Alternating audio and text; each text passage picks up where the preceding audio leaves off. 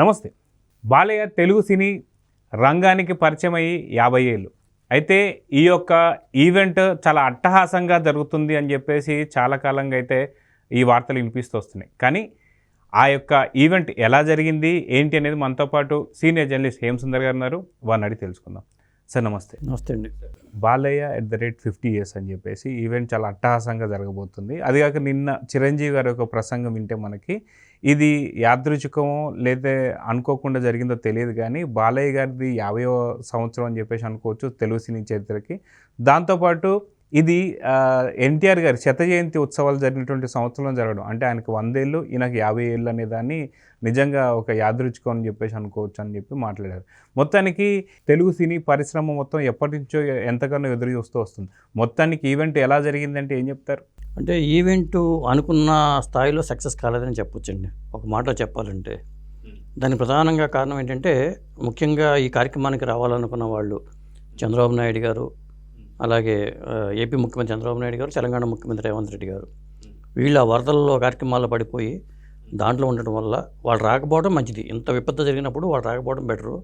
కాకపోతే ముందుగా అనుకున్న కార్యక్రమం కాబట్టి ఏపీ ముఖ్యమంత్రి చంద్రబాబు నాయుడు గారు వస్తున్నారు, డిప్యూటీ సీఎం పవన్ కళ్యాణ్ గారు వస్తున్నారు, అలాగే లోకేష్ గారు వస్తున్నారు, రేవంత్ రెడ్డి గారు వస్తున్నారు అని చెప్పి ప్రచారం జరిగింది. అంటే లాస్ట్ మినిట్ వరకు బాబు గారు వస్తారేమో అనుకున్నారు, కానీ ఆ బాబు గారు బాగా బిజీగా ఉండిపోయి అక్కడ జనంలోకి వెళ్ళిపోయి ఉండటం వల్ల రావడం కుదరలా.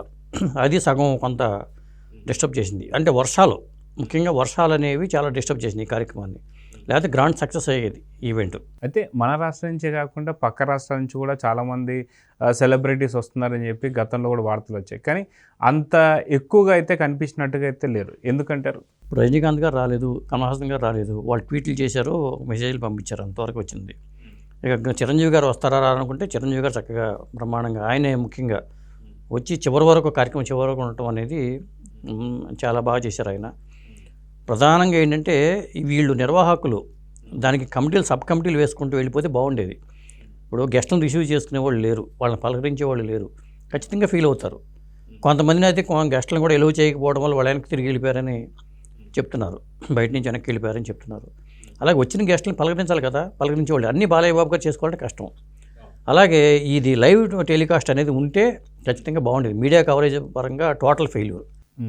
ఎందుకంటే అసలు మీడియా వాళ్ళని ఇన్వైట్ చేయడంలోనూ లోపాలు జరిగినాయి, వాళ్ళకి పాసులు ఇవ్వడంలోనూ లోపాలు జరిగినాయి.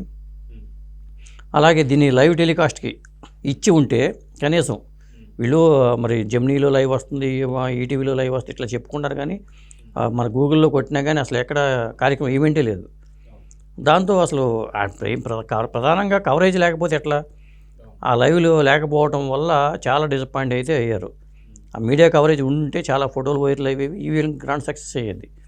ఒక మరి శ్రేయాస్ మీడియా వాళ్ళ లోపమనుకోవాలో లేకపోతే నిర్వాహకుల లోపమనుకోవాలో తెలియదు, కానీ ఆ వచ్చిన గెస్టులను రిసీవ్ చేసుకోవడంలో కానీ జనం అయితే బ్రహ్మాండంగా వచ్చారు. ఇంత వర్షాల్లో కూడా 8 గంటలకల్లా మొత్తం ఆ నోవాటిల్లో మొత్తం ఫుల్ అయిపోయింది. మళ్ళీ 9 గంటలకల్లా ఎవరికైనా వెళ్ళిపోయారు. కొంతమంది గెస్టులు ఇట్లా వచ్చి వెళ్ళిపోయారు. హీరో గోపీచంద్ గారు ఇలా వచ్చి ఇలా వెళ్ళిపోయారు. అంటే అక్కడ సరైన రిసీవింగ్ కూడా లేకపోవడం అనేది పెద్ద లోపంగా కనిపిస్తుంది.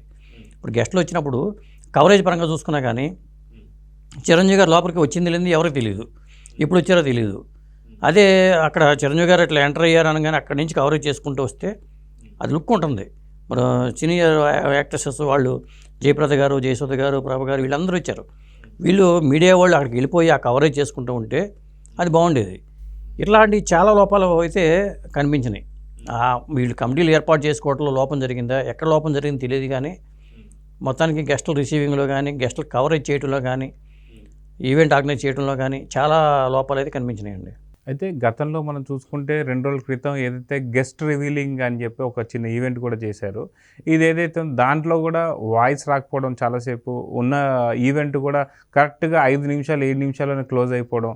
సో ఇదంతా చూస్తుంటే శ్రేయాస్ మీడియాస్ ఈసారి ఫెయిల్యూర్ అయిపోయిందా అంటే ఏమంటారు? 100%. అది చాలామంది అదే అంటున్నారు. అసలు ఈవెంట్ శ్రేయాస్ మీడియాకి ఇవ్వకుండా ఉంటే బాగుండేది అని టాక్ కూడా వచ్చింది. ఎందుకు అంటే ఇప్పుడు ప్రతి ఒక్కరూ శ్రేయాస్ మీడియా వైపు వెళుతున్నారు. దాంతో వీళ్ళు కూడా వాళ్ళు బాగా చేస్తారనుకున్నారు, కానీ అది ఎక్కడ లోపం జరిగిందో తెలియదు. చాలా లోపభూయిష్టంగా కవరేజ్ అయితే జరిగింది. ఇక గెస్ట్ల పరంగా చూసుకుంటే చిరంజీవి గారు వచ్చారు. చిరంజీవి గారు వచ్చిన మెగా ఫ్యామిలీలో చాలామంది హీరోలు ఉన్నారు. వాళ్ళందరూ ఎందుకు రాలేదు అంటే సమాధానం లేదు. ఎందుకంటే రామ్ చరణ్ రాలేదు, ఆఖరికి అల్లు అర్జున్ వస్తాను ఇన్వైట్ చేశారు, ప్రత్యేకంగా వెళ్ళి ఇన్వైట్ చేశారు, అల్లు అర్జున్ కూడా కనిపించాల. మరి సాయిధరం తేజు, వైష్ణవ్ తేజు, వరుణ్ తేజు వీళ్ళెవరో కనిపించాల. ఇక ప్రధానంగా చెప్పుకోవాల్సింది నాగార్జున ఫ్యామిలీ. ఎందుకంటే అక్కినేని నాగేశ్వర ఇండస్ట్రీకి 2 కళ్ళు అంటారు. అలాంటప్పుడు మరి ఎన్టీ రామారావు గారికి ఎంత ఇంపార్టెన్స్ ఉందో అక్కినేని నాగేశ్వర గారికి అంత ఇంపార్టెన్స్ ఉంది. ఆ ఫ్యామిలీ నుంచి ఆ హీరోలు రాకపోవటం అనేది ఎట్లా చూడాలి? ప్రధానంగా దీనికి మనం చెప్పుకోవాలంటే ఇది చరిత్ర తవ్వుకుంటూ వెళ్తే అక్కినేని నాగేశ్వర గారు 75 ఏళ్ల సినీ కార్యక్రమం జరిగినప్పుడు కూడా సుబ్రహ్మణ్య గారు ఏర్పాటు చేశారు. అప్పుడు బాలయ్య బాబు రాలేదనే కార్యక్రమం ఉందా మనసులో పెట్టుకున్నారా ఏదేం తెలియదు. కానీ ఆల్రెడీ సినిమా నుంచి పెద్దలు వెళ్ళి నాగార్జున గారిని అడిగినప్పుడు కూడా నేను రానని ముందే చెప్పేశారని చెప్తున్నారు. ఆయన రాకపోవడం కూడా ఒక ఇది. ఎందుకంటే మరి వెంకటేష్ గారు, చిరంజీవి గారు వాళ్ళే త్రిమూర్తుల్లా వాళ్ళ వేదిక మీద ఉండి బాలయ్య బాబు 3 త్రిమూర్తులా కనిపించారు. కానీ 4వ స్తంభం అనుకున్న వ్యక్తి నాగార్జున గారు లేకపోవడం అనేది పెద్ద లోపం. అలాగే జూనియర్ ఎన్టీఆర్ రాకపోయినా కానీ కళ్యాణ్ రామన్న వచ్చి ఉంటే అది బాగుండేది. వీళ్ళు తెలివిగా ముందే ఏర్పాటు చేసుకున్నట్టుగా మా అమ్మగారు పుట్టినరోజు సెప్టెంబర్ 2వ తారీఖు అని చెప్పి ఆయన కర్ణాటక పర్యటనలో ఆ హీరో రిషబ్ శెట్టి వాళ్ళతో కలిసి తిరుగుతావు, అక్కడ ఫోటోలు వైరల్ చేసుకుంటూ, అంటే నేను ఇక్కడ కర్ణాటక వచ్చాను అనే ఉద్దేశం ఒక మెసేజ్ ఇవ్వడం కోసం వెళ్ళినట్టుగా ఉంది తప్పితే రావటం అంటే ఇక్కడ వీళ్ళు పిలిచారా పిలవలేదని పక్కన పెడితే ఆయన మాత్రం నేను పలానా చోట ఉన్నాను, నేను అందుకే రాలేకపోయినాను ఒక మెసేజ్ మాత్రం పాసాన్ చేశాడు. ఇలా ఉన్న పరిస్థితి. సో మొత్తానికి నందమూరి వంశం సంబంధించి కూడా చాలామంది హీరోలు కనిపించకపోవడం కావచ్చు, అదే మీరు అన్నట్టు ఖచ్చితంగా నాగార్జున గారు కనిపించకపోవడం కావచ్చు, తెలుగు సినిమా ఇండస్ట్రీలోనే ఇన్ని లుకలుకలు ఉండడంతో కొంచెం ఈ యొక్క ప్రోగ్రాం కొద్దిగా తగ్గిపోయింది అని చెప్పేసి అయితే అనుకుంటున్నారు. ఏమంటారు? 100%. నందమూరి ఫ్యామిలీ నుంచి దాదాపు ఆల్మోస్ట్ వాళ్ళు అందరూ వచ్చారు, అంతవరకు వచ్చారు. కానీ కొంతమంది రాకపోవటం. ఇప్పుడు మిగతా హీరోలు ఇప్పుడు నాని కానీ, రానా కానీ, లేకపోతే ఇట్లా చాలామంది హీరోలు ఎవరైతే ఉన్నారో వాళ్ళందరూ వచ్చారు. వాళ్ళందరూ వచ్చినా మరి మెగా ఫ్యామిలీ నుంచి చిరంజీవి గారు ఎందుకు రాలేదు? రామ్ చరణ్కినో జూనియర్ ఎన్టీఆర్ ఫ్రెండ్షిప్ ఉంది, ఒకవేళ ఆ కారణంగా ఏమైనా రాలేదా? వీళ్ళందరూ ఒక యంగ్ హీరోస్ అందరూ ఒక మాట అనుకుని రాలేదా? ఇలాంటి టాక్స్ బయట చర్చించుకుంటున్నారు. ఎందుకు రాలేదనే దాని మీద చర్చించుకుంటున్నారు. జూనియర్ ఎన్టీఆర్ రాకపోయినా మిగతా వాళ్ళు వచ్చి ఉండొచ్చు, లేదా చిరంజీవి గారు వస్తున్నారంటే దాదాపు అందరూ వస్తారు. మరి వాళ్ళు ఎందుకు రాలేదు? ఏదైనా కానీ ఇండస్ట్రీలో లోకలోకలు ఉన్నాయనేది మళ్ళీ బహిర్గతం కావడానికి ఈ వేదిక అనేది దోహదపడిందని చెప్పుకోవచ్చు. ఇప్పుడు ఇండస్ట్రీ నుంచి మరి పెద్ద పెద్ద వాళ్ళు సీనియర్లు బాలయ్య బాబు సినిమాలు డైరెక్ట్ చేసిన డైరెక్టర్లు అందరూ వచ్చారు. ఈవెంట్ మిగతా కార్యక్రమాలతో పోల్చుకుంటే మిగతా జరుగుంటే మాత్రం గ్రాండ్ సక్సెస్ అయి ఉండేది. కానీ ఆ కవరేజ్ పరంగా చూసుకున్నా, గెస్ట్ల పరంగా కొంతమంది రాకపోవడం చూసుకున్నా, ఒకవేళ వాతావరణం కారణంగా కానీ ఏదన్నా కానీ ఇది అనుకున్న రీతిలో సక్సెస్ కాలేదండి. అయితే సాధారణంగా మనము గతంలో ఎప్పటి నుంచో అనుకుంటున్న పాయింట్ ఏంటంటే ఈ యొక్క వేదిక ఎన్నో సమస్యలకు చెక్ పెట్టబోతుంది అని చెప్పేసి అనుకున్నాం. ఏదైతే బాలకృష్ణ జూనియర్ ఎన్టీఆర్ ఇష్యూ కావచ్చు, లేదా power star Pawan Kalyan Allu Arjun issue కావచ్చు, లేదంటే నాగార్జున బాలకృష్ణ గారి ఇష్యూ కావచ్చు, వీటన్నిటికీ ఇప్పుడు చెక్ పడబోతుంది అనుకున్నది కాస్త ఇప్పుడు పూర్తిగా చెక్ అయితే పడలేదు, వీళ్ళెవరు కూడా రాని పరిస్థితి. సో దీన్ని ఎలా చూడాలంటారు? అదే అర్థం కావట్లా. ఇప్పుడు ఒకవేళ అల్లు అర్జున్ ఇన్వైట్ చేశారు, ఆయన వచ్చి ఉంటే ఒకలా ఉండేది. ఒకవేళ మెగా హీరోలు అందరూ వస్తున్నారు కదా, నేను ఎందుకని అల్లు అర్జున్ ఆగిపోయాడా, లేదా అల్లు అర్జున్ వస్తున్నాడని చెప్పేసి సమాచారం వచ్చి మెగా హీరోలు అందరూ ఆగిపోయారా అనేది మనకు తెలియదు. అలాగే ఇప్పుడు నాగార్జున గారితో అన్స్టాపుల్ ప్రోగ్రామ్ ఉంటుందని వార్తలు వచ్చినాయి.